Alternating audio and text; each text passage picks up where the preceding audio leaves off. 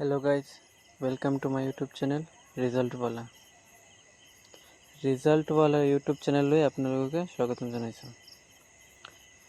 আজি আমি ডিসকাস কৰিম ADRE 2.0 ৰিজাল্ট কেতিয়া ঘোষণা কৰা হ'ব।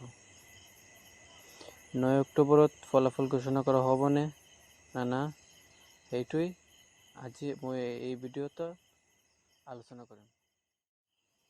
প্ৰথমে মই আলোচনা কৰিম যে ADRE 1.1 সেইটোৰ ৰিজাল্ট কিমান দিন আগতে দিছিলোঁ, মানে ৰিজাল্ট দেওয়াৰ কিমান দিন পাছত এপইণ্টমেণ্ট দিছিলোঁ।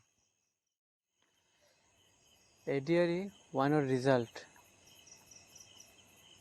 মে মাহৰ 5 তাৰিখে দিছিলোঁ আৰু এপইণ্টমেণ্ট মে মাহৰ 25 তাৰিখে দিছিলোঁ।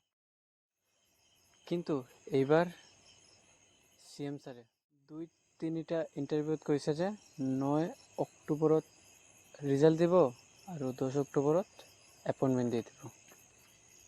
সেইটো কিমান সঁচা কিমান মিছা এইটোৱে আজি ডিছকাছ কৰিম।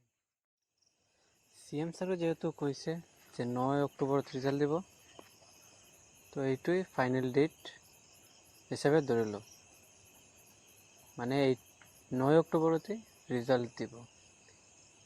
9 অক্টোবর না হলেও তার 2-3 দিন মান আগতে দিব, এর আগতে নিদিয়ে।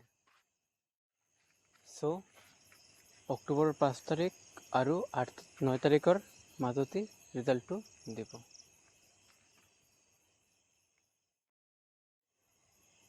Thanks for watching my video and please subscribe my YouTube channel for more important videos. Thank you. Joy I hope.